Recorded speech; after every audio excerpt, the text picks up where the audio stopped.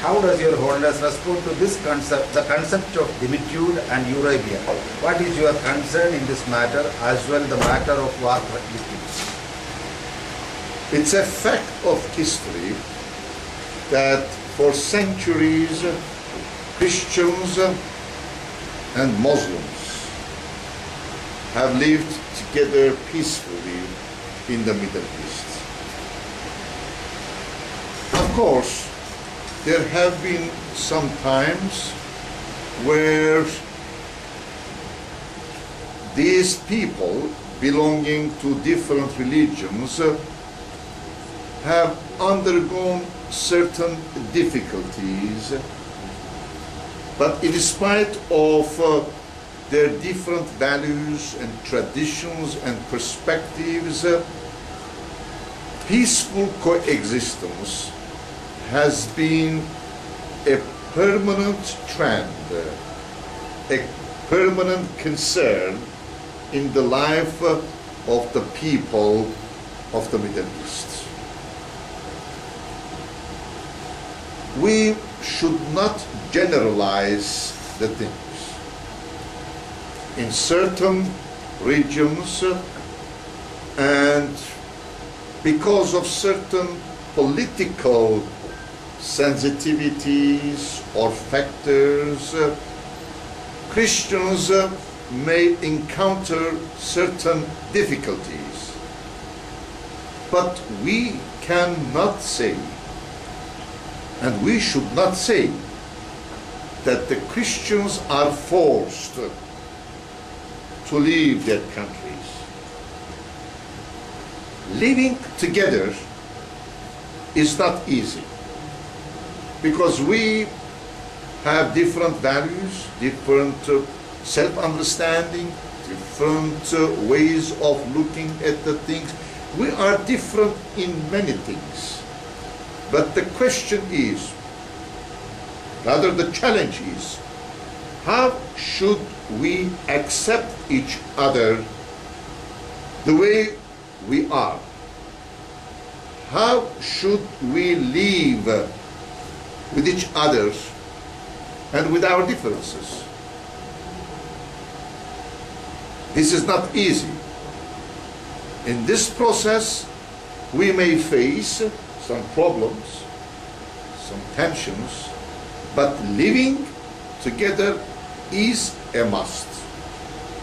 In this small planet and in this globalized world, whoever we are, wherever we are living together in pluralistic societies.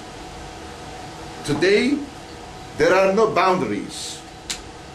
There are no walls of separation in terms of cultures, civilizations, and religions and ethnicities. Today we have different neighbors, and very often we don't share the views, the perspectives, the traditions of the other. But we must accept and respect the otherness of the other, because we belong together to the same community. Therefore, the great challenge today is, how can we deepen our common values that build broader community, and at the same time, how can we preserve our diversities? In the Middle East, as I pointed out, for centuries, Christians and Muslims have lived together. For instance, we, Armenians, my own church, in Armenia, in the Middle East today, in Iran, in Lebanon, in Syria, we live with Muslims. We have never encountered any serious difficulties. We were never forced to leave either Iran or Syria or Lebanon or Iraq. That is why, as I said, generalization of the things, you see, is very dangerous. You see, living together, once again, I want to emphasize, is not easy, but it is a must. It is a challenge, and we must live together in this small world. Next question. Your Holiness, your thesis on attracting youth and imparting Orthodox faith in them. What is your thesis on attracting youth and imparting Orthodox faith in them? How can the youth perpetuate Orthodox identity? Is it possible to create an exchange programs for youth between churches and also exchange program for faculty in seminaries among Oriental Orthodox churches? In my view, youth is not a separate category in our society. It is not a category on the periphery of society. Youth is an integral and inseparable and vital part of any society, whether it's a religious society or secular society.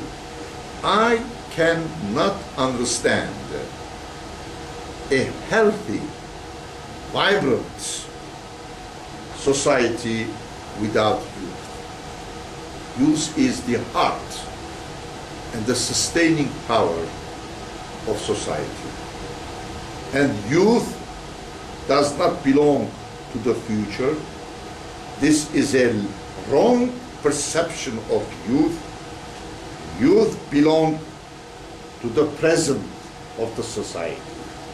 It is at the center of society life. It is a source of vitality.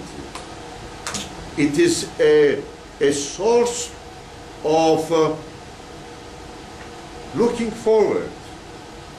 It is a source of hope. And I believe that with such an understanding of youth, youth should play a major role in the life of our communities and societies, including the church. The church is not for elderly people. The church should be the church of the people. And the whole people, from all walks of life, must be at the center of church's life and witness. And within this context, youth have a pivotal role to play. And the church, the leadership of the church, should